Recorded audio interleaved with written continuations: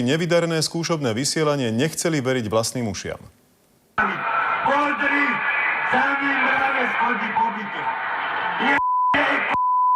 Takúto spršku nevyberaných vulgarizmov počúvali ľudia v meste niekoľko minút. Niekto sa smial, niekto to nahrával, no väčšinou ostali obyvatelia Mikuláša ako zarazení. Nabúrali sa do systému, také je zatiaľ oficiálne vysvetlenie šokujúceho oznamu. Nešlo pritom ešte ani o ostré vysielanie. Rozhlas v Litovskom Mikuláši je postavený na digitálnej báze bezdrôtového prenosu signálu. Ide síce o raritu na Slovensku, no to, čo sa dostalo do éteru, je už v rukách polície. Podali sme trestné oznámenie na páchateľa, ktorý sa nabúral do systému verejného rozhlasu.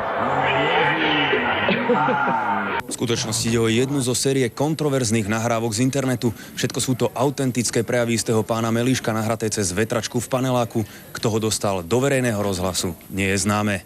Podľa miestnych sa dá na rozhlas počas skúšok pripojiť aj obyčajnou vysielačkou, nepriamo to potvrdzujú aj tieto slová. V tejto skúšobnej prevádzke sme nútení jednotlivé komponenty a jednotlivé body pripojenia tohto mestského rozhlasu uvoľniť z zabezpečeného kryptovacieho systému. Mesto na svojej oficiálnej stránke požiadalo dodávateľskú firmu, aby okamžite ukončila skúšobnú prevádzku. Ako dôvod uvádza nezvládnutie a nedodržanie dohodnutého postupu.